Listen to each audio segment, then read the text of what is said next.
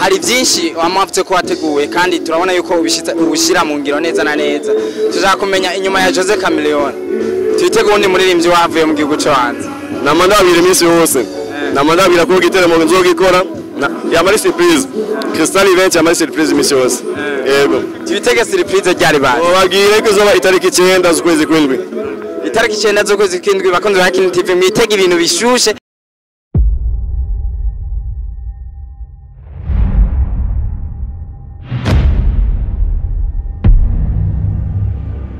Yes, bakunzi ba Yakini TV Burundi meze gute meze fresh ni alisira kikuri mikoza Yakini TV Burundi behind camera ni Pasi Classic kamera mana bakora neza cyane kugira ngo bashobore kubahereza amasana meze neza cyane uburyo bwanje natewe iteka na nyakubawa no mwita papa kuko mu myaka ndabona asa mu myaka ndabona angana n'abatuvyaye ariko ugasura bakunzi ba Yakini TV numujene kabisa kugasura turi mu giteramo cyateguwe nuno mugabo DJ Paulin ni mijoro rikuze cyane aho tugiriwe ibanga ryo kumuvugisha kugira ngo dushobore kumubaza muri makenye n'ikirori cyagenze nigwe tubanze tukuramutse ndabara mukije nanje meze neza yakuba ndashimira Imana kabisa ndamukiriza abakunzi ba Yakini TV ndabara mukije mwese muko muraturaba DJ Paulin tutagiye kure nimwe mwashoboye gutegura kino giteramo mwashoboye kuzana umuririmbyi kuva muri Uganda Kampala Jose Chameleon bari kumwe no muririmbyi mugenzi we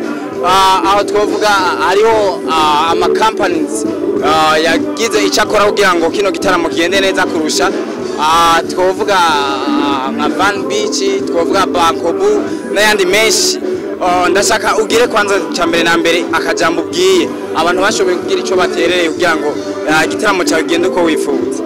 Shaka ndabashimira abantu bose bashoboye kudufasha kugira ngo iki gikorwa gishobore kubaho. Murabizi neza ko ibintu ushaka kugikorana tuba dukeneye support y'amashirahamwe y'abantu bashaka kudufasha kuri ibi bikorwa kugira ngo gishobore kugenda neza. Iyo taronka uburyo kubikora ntacyo twakwa twakoze kandi cyakwa kiryoshe bucyanye. Tubwire n'abarundi bose muri rusange iki giteramo cyagenze gute? Novuga ko ari 200%. 200%. Ya DJ Paulin ndashaka kumenya nyimba atari banga Jose Chameleon guhaguruka muri Uganda Kampala gushika ngaha mu Burundi yoba yahaye akanoti kangana gute? Oya hariyo iyo kurasinya kontra hariyo ga clause bavuga yuko akantu bita secret professionnel ivyo ntabyo novuga ngaho.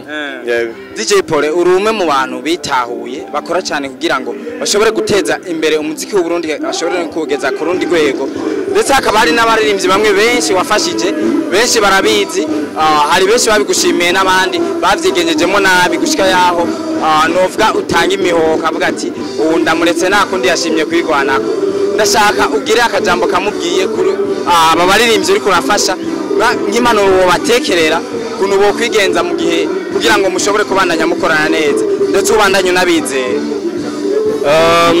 Jewe ikintu nifuza nuko natwe abaririmbyi wacu bogera ku rwego yuko twogenda mu mahanga bakatwakira gutya twaronka abantu bangana gutya ayi ivyo bonye nizere ko Imana izovyinyumvira kandi bitwabishikako. DJ Paulin turashaka kumenya hari byinshi wamwavutse ko wateguye kandi turabona yuko ubishira mu ngiro neza na neza. Tuzakumenya inyuma ya Jose Chameleon. Twitege undi muririmbyi wavuye mu gihugu cyo hanze. Namandabira iminsi yose. Namandabira ko giteramo nzogikora. Yamari surprise. Crystal event yamari surprise iminsi yose. Yego. Twitege surprise ryari bari. Babwire ko zoba itariki 9 z'ukwezi kw'indwi. Itariki 9 z'ukwezi kw'indwi bakunze Yakini TV mwitege ibintu bishushe cyane bivuye kwa DJ Paulin. Muramuzi yakoze byinshi cyane.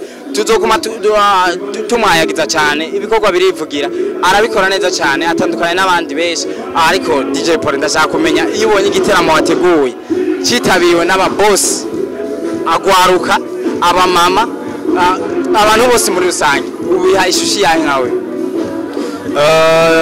Jewe uko muhizi jewe ni mumizirimo cyangwa alhamdulillah ndashimira Imana niwe wa mbere niwe atuma biba neza niwe shimira muri bose mu bintu byose byabaye n'ufise umunezero cyane rwose kumashimira Imana ko byagenze neza.